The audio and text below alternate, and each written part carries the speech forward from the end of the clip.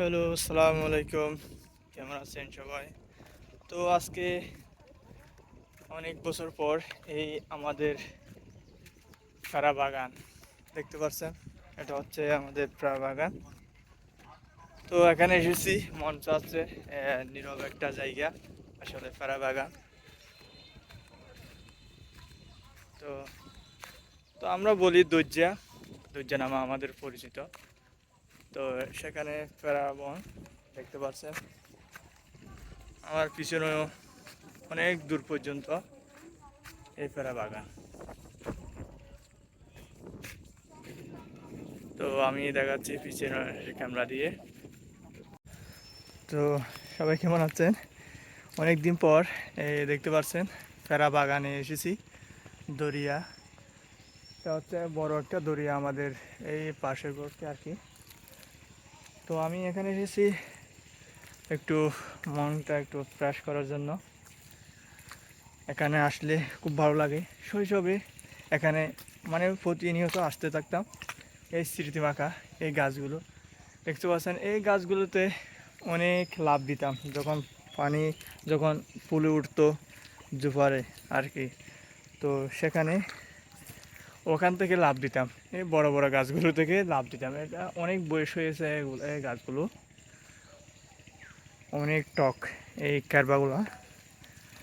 তো অন্য ভাষায় কী বলে সেটা আমি জানি না, আমাদের যেটা ভাষায় সেটা আমরা ক্যারবাগুলা নামে পরিচিত। দেখতে পাচ্ছেন এখানে বাই গাছগুলো চিনেন? বাই গাছ, বাই গাছও রয়েছে। এটা হচ্ছে বাই গাছ।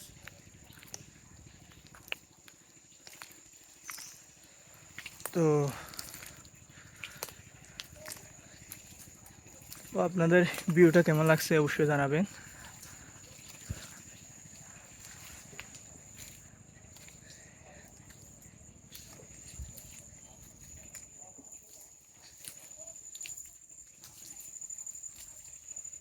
তো এখানে কিছু কিছু পিঁপড়া থাকতো, যে আমরা বুঝতাম তখন ছোট্টবেলায় এই গাছগুলোতে তখন পিঁপড়া থাকতো, অনেক কামড় দিত। এগুলা কামড় দিলে এমন ব্যথা হয়ে যায়।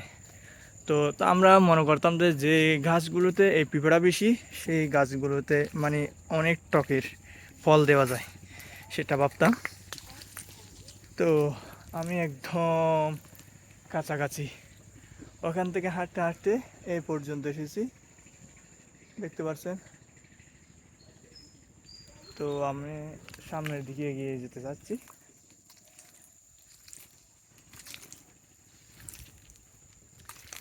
আর কত কালে বাসিব আমি দুঃখের শাড়ি গাইয়া, ঝনম গেল ঘাটে ঘাটে তুরি বাইয়া।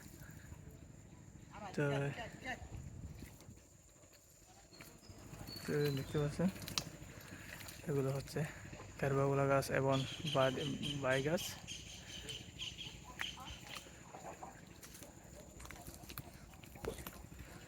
তো সবাই ভালো থাকবেন, তো সুস্থ থাকবেন এবং কমেন্ট বক্সে জানাবেন। এইটা আমাদের বাদারকালিতে